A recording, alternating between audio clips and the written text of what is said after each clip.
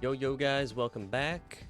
So today's video is going to be on Resto Druid, a healing guide for the start of Season 3 for the War Within, patch 11.2. So we're going to talk a little bit about the healing, the way it works with Resto Druid right now, the way it's going to interact with the tier set, the talents we're going to play here for Wildstalker for the season, at least the start of it right now, the way things look. And kind of just go over a little bit about the gear you're looking for and things like that. So to start it off with, gear-wise, going forward in the season, we're going to be looking for something like this. Once you're forced it, these numbers aren't exactly accurate with things that have gotten changed recently before right at the start of this new season and hotfixes and such, but it still interacts the same. The numbers just got shifted. So the first thing you're going to be looking for in the raid is this Lumithar's Living Silk for gear. This thing is incredibly powerful. It's equivalent to one of the trinkets you would have used last season, the Burn of the Cano King, except it is a group-wide shield instead of a single person. And there's a little bit of a healing kind of thing attached to it as well if it were to expire and not consume whatever the shield is. But overall, incredibly powerful trinket. Absolutely is going to be your best in slot. You need to use it as soon as you can get it, if possible. The other thing you're going to be looking for that is essentially non-negotiable as of right now is this 2-set for this staff and this trinket. And you could get a one-hander and an offhand and then get this as well, but either way, you want this 2-set bonus to get the increased value of your Void Glass shards being 200% more effective. But the extra shielding is incredibly strong. The effects are really good. It's all passive. It's just very strong for us. As far as the rest of the gear, of course, you're going to have your Rishi wraps here.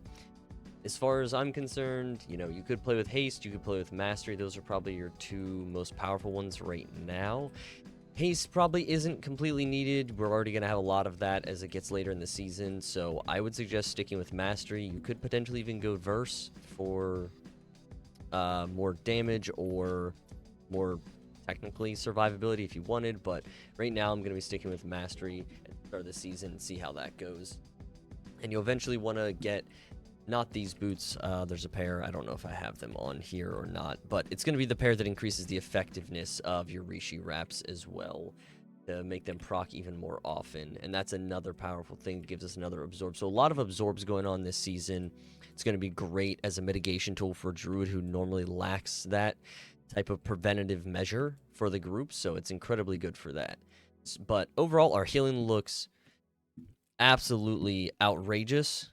And our throughput, basically, if people aren't going to get one shot, it's going to be hard for them to die with the amount of healing we can put out. So, with that being the case, let's look into the talents first, and then we'll go into the interaction of how that's going to work a little bit. So, first off, pretty standard in terms of the general Druid tree. You're going to start off with some damage here at the top for some damage nodes, kind of avoiding the Boomkin side altogether right now.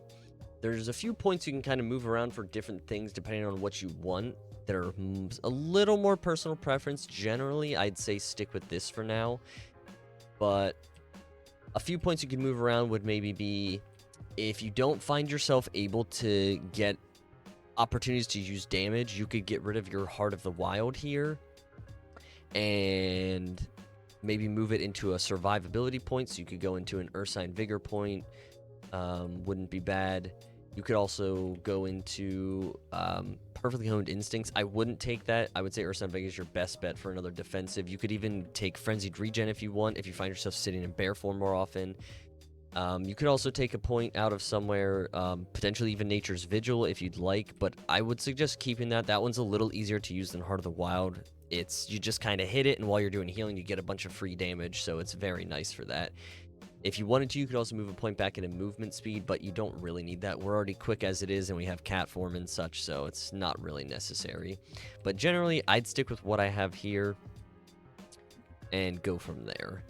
The Wildstalker tree, don't really need to maneuver anything around there. As far as these type of points, you're going to want to stick with Twin Sprouts and Root Network, and the rest of it is all standard as previously. far as the Resto tree, there are definitely options here. So starting at the top, all pretty standard. You're gonna likely be running Cenarian Ward on live. I just haven't swapped it over on the PTR here, where I'm gonna be showing you guys some stuff. And Tranquil Mind is non-negotiable, and you could potentially get rid of something like Wildwood Roots or Grove Tending and go into like Twin Leaf maybe or something, but it's not really necessary as of right now. It doesn't feel like it's needed, so I'd suggest keeping this top half like this. But if you find yourself needing more on-spot heals, if you find yourself kind of in situations where you've forgot to keep your hots up or not prepared properly for healing, it's good for something like that. So it's potentially okay to maybe swap these 2 points. Going down further in the tree, we're moving away from cooldown reduction while tranking, but Trank itself is an incredibly potent ability in Mythic Plus. Now, it does actual healing. It can be used as an actual cooldown, which becomes even stronger if you already have hots out on people, and then that just juices up the base healing of this even more. But they've really buffed Trank for us, so that's going to be a great button to have kind of in your back pocket if you need it as a backup. Going down a little further here, taking the improved Iron Bark as usual, cultivation, keeping that Soul of Force. This whole side of the tree on the left here, same as always. You don't really change any of this. This is very standard. You're going to keep all of these points as we have them. And down the right side here, things can be mixed up a little bit. I'm going to go with at least the start of the season, how I'm going to fire things off. Stick with improved Iron Bark, go down, keep Verdant Infusion as per usual, get Forest Flow, and I'm going to keep Germination right now as well. And I'm going to do a Call of the Elder Druid, but I'm not going to opt into taking Dream of Cenarius right now. I'm just going to do this just for kind of extra damage throughout the dungeons that I'll be doing. Moving into the middle, this is where things might differ a little bit. Some people might disagree or might not like playing it, but right now, from what I've tested and other people I've watched, I'm going to stick with Nourish for the start of the season and keep feeling it out more. It felt really good in the PTR. It's a great button to have to just kind of use as a lay on hands in an emergency situation. It's a pretty strong heal with even baseline, just having a hot or two or a life bloom on someone and hitting them with that. It's a big burst of healing. What makes it even stronger is if you take this Wild Synthesis node, which I'm opting to do. So the way it works is for Nourish, Regrowth decreases the cast time of your next Nourish by 33% and causes it to receive an additional 33% bonus from our Mastery, and it stacks up to 3 times, meaning that right here you can see I have it available, and I have 3 stacks of this. So the cast time is reduced by 100, meaning it's instant cast, and it receives 100% additional bonus from our Mastery. And that's baseline without any hots. So then, let's say, for example, I throw a hot on this unit, and I throw another one on him and another one on him, you know, and I've got all this. I've got my Life Bloom, my Regrowth, my double Rejuves. I've got my Symbiotic Blooms, and bam, instant Regrowth. It's a ton of healing. So it's really strong for that. And as you can see, it's disappeared from my weak core now. I don't have any stacks of that. There's a cast of Regrowth. Back to 1 stack, 33%. Another one, 2 stacks, 67%. And then back to the 3rd cast, Nourish is back there again. So the reason that's so powerful is because Regrowth is basically our most important,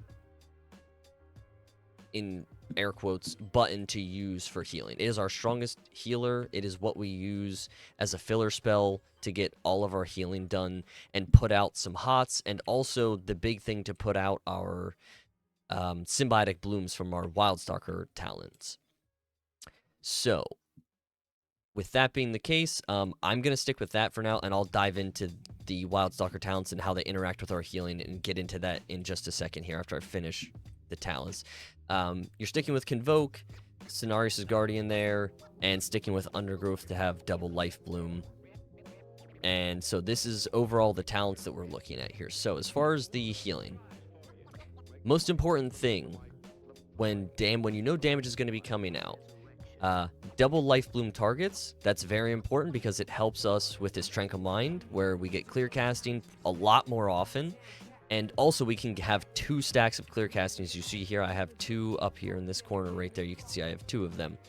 And the reason clear casting is super important this season, and Life Bloom is the first thing you need to make sure you have rolling and have out all the time before damage is going to happen, is because the way our set bonus works is that when we cast Regrowth on someone with clear casting, we cause blooms to spawn on 2 other people.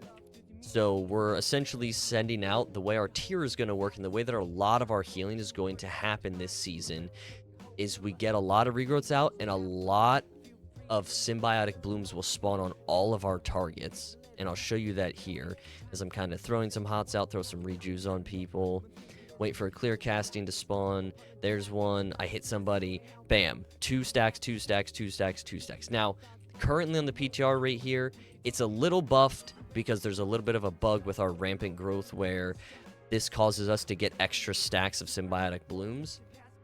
But it still is going to be the same exact idea, just the numbers are going to be a little less on live when this happens. So, but that is the basic premise of starting things off with your healing. You need to make sure you get those blooms out, and the reason that those blooms are so important is the 4 set then, where blooms have a chance to trigger our bursting growth talent in our Wildstalker tree, and each stack of those blooms then increases the bursting growth healing that they take. And so all of that compounds with our talents here, so bursting growth when it expires, or rejuve them, etc. It'll burst, do a bunch of healing. The more stacks that you have per root network means even more healing. And your Vigorous Creepers, Symbiotic Blooms increases healing spells. Everything here just all stacks and stacks and stacks for tons and tons of healing. So that's kind of the gameplay loop that we're looking at for Resto Druid this season. So once again, you're looking to get your regrowths out first. That's the most important. You can kind of send regrowths even early for extra Symbiotic Bloom chance, and then make sure you're getting some hots out. If you're going to need really heavy healing, if it's like a long rot thing, or you're going to need a bunch of healing for an 8 to 10 second window, make sure you get those hots out early, get the clear casting procs, get those blooms out, and then you are cooked up and ready to go to face pretty much any damage that could possibly happen. As I said before, right now the way it looks for Resto Druid at the start of the season, unless we're getting one shot, it's unlikely we're going to fall behind on healing. We have immense amounts of throughput. So this set is incredibly powerful. It's a lot of fun. It's really cool. And also it allows us opportunity to weave in more damage. And the reason being is because a lot of our healing now will be coming from from our bursting growth. Because of the set and the way everything interacts. Everyone takes a lot of healing from bursting growth, so we can kind of get some hots out, get some stacks of our bursting growth, and then immediately go into cat weaving for some damage. With that being the case, that's kind of why I'm opting to lean in on some damage talents, keep Call of the Elder Druid, make sure I have Heart of the Wild and Nature's Vigil. We should have a lot more opportunities to use those and get some effective damage out to help the group, so that'll be really nice for us. So, with that being said, I think that covers everything pretty much in terms of a basic loop. I'll probably make another guide or another update to this or something, or make some more small videos going forward as the season goes on, and you guys will see me drop some videos of me playing some Mythic Plus keys with my group as well. You probably won't see too many raid situations. Everything that I'm talking about here is for Mythic Plus. Pretty much. In terms of raid, I'm not as familiar with that. I don't do mythic raiding really. I just kind of go in with my group or a pug or something, get my raid done on heroic or any mythic bosses that I can pug into, kind of get my gear through the raid that way. So you won't find me making any raid guides, but as far as Mythic Plus, I'll have some go-to stuff that you can look at as a reference. And if you want, you can give me a thumbs up, you can give me a subscribe, that would be really appreciated, be really helpful for me. And I've got a community Discord you guys can hop into anytime, or you can jump over to my Twitch channel and catch me when I'm live doing keys. Most evenings is when I'll be around. But until the next one, guys, thanks for hanging around and checking this out. And if you have questions, anything you'd like to add, anything that I might have missed that I forgot in this video, go ahead and drop that comment. I'll appreciate it a lot. So thanks, and see you in the next one.